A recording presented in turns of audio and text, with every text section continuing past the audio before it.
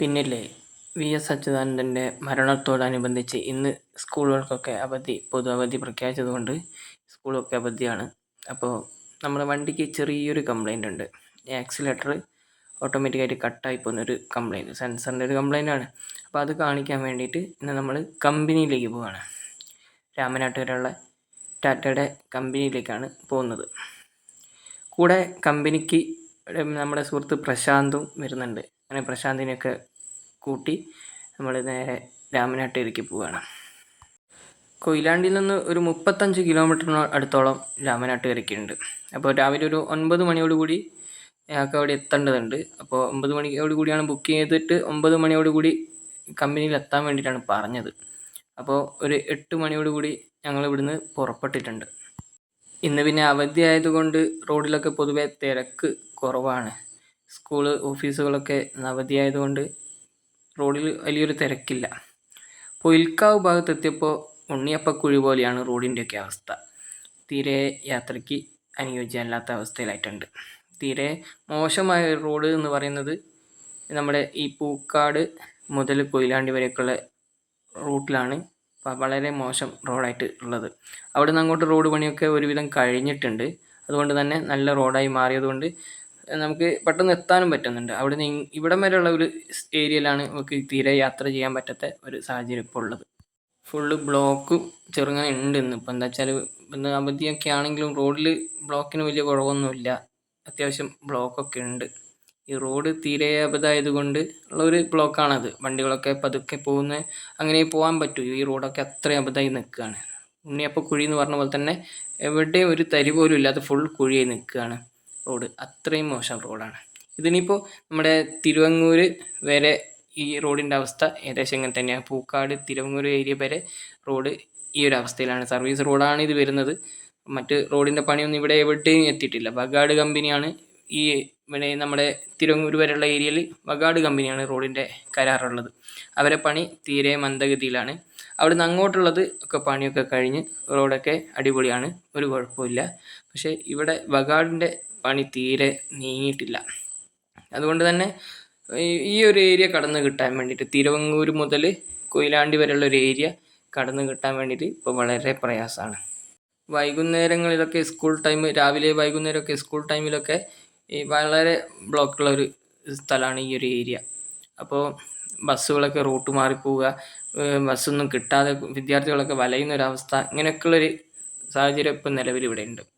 ഇതിപ്പോൾ നമ്മൾ തിരുവങ്ങൂർ മുതൽ ഉള്ള റോഡാണ് കാണുന്നത്. തിരുവങ്ങൂർ മുതൽ ഇങ്ങോട്ടുള്ള റോഡിലെ പണിയെല്ലാം കഴിഞ്ഞ് പിന്നെ ഓപ്പൺ അല്ല, പക്ഷേ വണ്ടികളൊക്കെ ഇതിൽ വിടുന്നുണ്ട്. ഇതിലാണ് ഇപ്പം പോകുന്നത്. അതുകൊണ്ട് തന്നെ ഇനി അങ്ങോട്ട് നമുക്ക് വളരെ പെട്ടെന്ന് എത്താനും പറ്റും.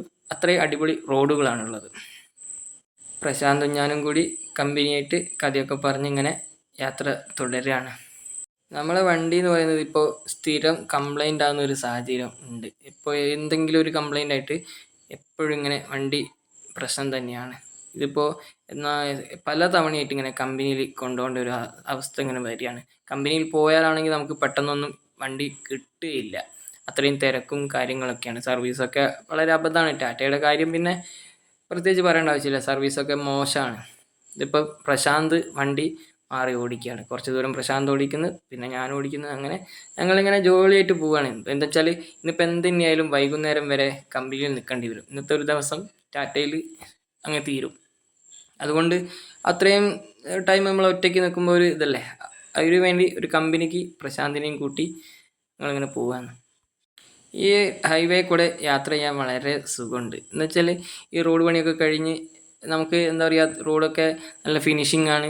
അത്രയും പെർഫെക്റ്റ് ആയതുകൊണ്ടൊക്കെ റോഡിലൂടെ പോകാൻ തന്നെ നല്ലൊരു രസമുണ്ട്. ഇപ്പോഴാണ് ആ ടൗണിൻ്റെയൊക്കെ ഭംഗി ശരിക്കും. ഈ റോഡിലൂടെ പോകുമ്പോൾ നല്ല ഭംഗിയാണ് ഈ ടൗണിൽ കൂടെയൊക്കെ കടന്നു പോകാൻ വേണ്ടിയിട്ട്. ഈ കാണുന്ന മീറ്ററിൽ ബ്ലിങ്ക് ചെയ്തുകൊണ്ടിരിക്കുന്ന ഒരു ഇത് കാണുന്നുണ്ട്. അതാണ് ഇപ്പം വണ്ടിക്ക് കംപ്ലൈൻറ്റ് വന്നത്. അതായത് നമ്മളൊരു പരിധി സ്പീഡിൽ പോയി കഴിഞ്ഞാൽ വണ്ടി ആക്സിലേറ്റർ പിന്നെ കിട്ടില്ല. ആക്സിലേറ്റർ കട്ടാവുന്നൊരു സാഹചര്യം. അതിനാണിപ്പോൾ അത് സെൻസറായിട്ട് ബന്ധപ്പെട്ട എന്തോ ഒരു കംപ്ലൈൻ്റ് ആണ്. അപ്പോൾ എന്ത് തന്നെയായാലും അത് നോക്കണമെങ്കിലൊക്കെ ടൈം പിടിക്കും. അത്രയും ടൈം എടുത്ത് എന്ത് തന്നെയായാലും ഇന്നത്തെ ദിവസം ഇങ്ങനെ തീരുന്നുള്ളത് ഉറപ്പാണ്. ഈ കാണുന്നത് ഹൈലൈറ്റ് മാളാണ്. ഇവിടുന്ന് ഈ റോഡിൽ കൂടെ ഇങ്ങനെ പോകുമ്പോൾ ഇപ്പോഴാണ് ആ ബിൽഡിങ്ങിൻ്റെ ഒക്കെ ഒരു ഭംഗി റോഡിലൂടെ പോകുമ്പോൾ നല്ലോണം ശരിക്കും നമുക്ക് ആസ്വദിക്കാൻ പറ്റുന്നുണ്ട്. ഇതിപ്പോൾ നമ്മൾ ഏകദേശം പന്തിരങ്കാവ് ടൗൺ അടുക്കാറായിട്ടുണ്ട്. അവിടെ ഇപ്പോൾ കാണുന്നത്, മുന്നിൽ കാണുന്നത് ടോൾ ബൂത്താണ്. നമ്മൾ ആദ്യത്തെ ടോൾ ബൂത്ത് വരുന്നത് ഇപ്പോൾ ഇവിടെയാണ്. പന്തിരങ്കാവ് ടൗണിൽ എത്തുന്നതിന് തൊട്ട് മുമ്പായിട്ട് പന്തിരങ്കാവ് തന്നെയാണ് സ്ഥലം വരുന്നത്. അവിടെയാണ് ആദ്യത്തെ ടോൾ ബൂത്ത് ഇപ്പോൾ വരുന്നത്. ഇനി അടുത്ത ടൗണ് രാമനാട്ടുകരയാണ്. രാമനാട്ടുകരയിൽ നിന്ന് നമുക്ക് ഇതിപ്പോൾ ഈ കാണുന്നത് ഒരു ചെറിയൊരു ഏരിയ മാത്രമാണ്. ഇപ്പോൾ റോഡ് പണി ഇത്രയും ദൂരം നമ്മൾ തിരുവങ്ങൂർ മുതൽ രാമനാട്ടുകര വരെ നമ്മൾ യാത്ര ചെയ്തതിൽ ഈ ഒരു ഏരിയ കുറച്ചൊരു ഏരിയ മാത്രമാണ്. അവിടെ ഒരു പാലത്തിൻ്റെ പണി, പുഴയുടെ പാലമാണ് വരുന്നത്. അപ്പോൾ അതുകൊണ്ട് അവിടെ മാത്രം ചെറിയൊരു വർക്ക് ബാക്കിയുണ്ട്. ഒരു ചെറിയ ചുരുങ്ങിയ ദൂരം മാത്രം. ബാക്കിയെല്ലാം റോഡ് പണി കംപ്ലീറ്റ് കഴിഞ്ഞ് നല്ല ഫിനിഷിംഗ് ആയിട്ടുണ്ട്. യാത്ര ചെയ്യാൻ നമുക്ക് പരമസുഖമായിട്ടുണ്ട്. ഇപ്പം നമ്മൾ രാമനാട്ടുകര ടൗണിൽ എത്തുന്നതിന് മുമ്പേ എയർപോർട്ട് റോഡിലേക്ക്, ഓവർബ്രിഡ്ജ് കയറാതെ സർവീസ് റോഡ് കയറി രാമനാട്ടുകര ടൗണിലേക്ക് വലത്തോട്ടേക്ക് തിരിയേണ്ടതുണ്ട്. ഇടതു ഭാഗത്തേക്ക് പോകുന്നത് എയർപോർട്ട് റോഡാണ്. വലതു ഭാഗത്തേക്ക് അണ്ടർപാസ്, ഫ്ലൈ ഓവറിൻ്റെ അടിയിൽ കൂടെ വലതു ഭാഗത്തേക്ക് നമ്മൾ പോയി കഴിഞ്ഞാൽ രാമനാട്ടുകര ടൗണിൽ നമുക്കെത്തും. രാമനാട്ടുകര ടൗണിൽ നിന്ന് ഫറൂഖ് റൂട്ടിലേക്ക് കുറച്ച് കയറി കഴിഞ്ഞാൽ ആണ് നമുക്ക് ടാറ്റയുടെ ഷോറൂം വരുന്നത്. ഇതിപ്പോൾ രാമനാട്ടുകര ടൗണാണ്. ബസ് സ്റ്റാൻഡ് ഒക്കെ വരുന്ന ടൗണാണ്. പാലക്കാടേക്കും തൃശ്ശൂരേക്കും ഡിവൈഡായിട്ട് തിരിയുന്ന റോഡാണ് ഇത്. ജംഗ്ഷനാണ്. രാമനാട്ടുകര ടൗണിൽ തന്നെ ഉള്ള ഒരു സ്ഥലം. ഇനി നമുക്ക് ഒരു ചുരുങ്ങിയ ദൂരം കൂടി യാത്ര ചെയ്താൽ ടാറ്റയുടെ കമ്പനിയിലെത്താൻ വേണ്ടി കഴിയും.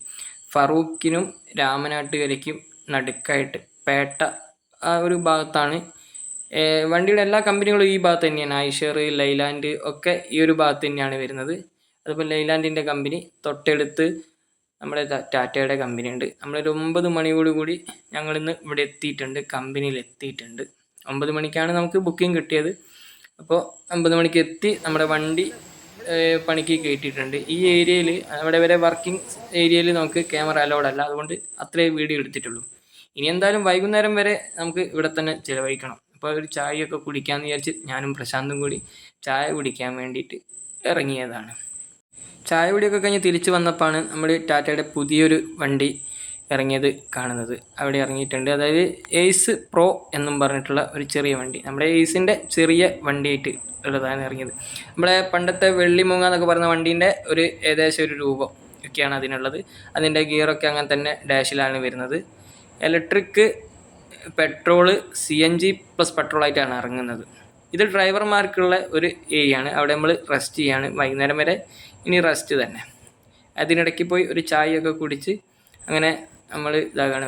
നല്ല ഉറക്ക ക്ഷീണമൊക്കെ ഉണ്ട്. വെറുതെ ഇരിക്കുമ്പോഴുള്ള ഒരു ഉറക്ക ക്ഷീണം. അപ്പോൾ ചായയൊക്കെ കുടിച്ച് ഉറക്ക ക്ഷീണമൊക്കെ മാറ്റി ഇതാ വീണ്ടും കമ്പനിയിലേക്ക് തന്നെ. അപ്പോൾ ഇന്ന് എന്തായാലും വണ്ടി കിട്ടില്ല എന്നുള്ളതാണ് അവിടെ നിന്നുള്ള ഒരു 5 മണിയോടുകൂടി ആയിട്ട് നമ്മുടെ വണ്ടിയുടെ വർക്ക് തീർന്നിട്ടില്ല. അപ്പോൾ ഇനിയിപ്പം നാളെ വർക്ക് കഴിഞ്ഞിട്ട് അവർ നമ്മളെ വിളിക്കാമെന്ന് പറഞ്ഞിട്ടുണ്ട്. അങ്ങനെ അതിന് ശേഷം രണ്ടാമത് ഇനിയിപ്പം നാളെ അവിടെ വണ്ടി എടുക്കാൻ വേണ്ടി, അവരെ വിളിച്ചതിന് ശേഷം വണ്ടി എടുക്കാൻ വേണ്ടി നമുക്ക് ചെല്ലണം. ഇപ്പോൾ ഇനിയും വീട്ടിലേക്ക് തിരിച്ചു പോകുക എന്നുള്ളതാണ്. അങ്ങനെ നമ്മൾ ബസ് കയറി കോഴിക്കോട് ടൗണിലേക്ക് പോവുകയാണ്. ഇപ്പോൾ രാത്രി ഒരു 8 മണിയോടുകൂടി നമ്മളിന്ന് വീട്ടിലെത്തിച്ചേരുന്നത്. ഇപ്പം നാളെ രണ്ടാമത് കമ്പനി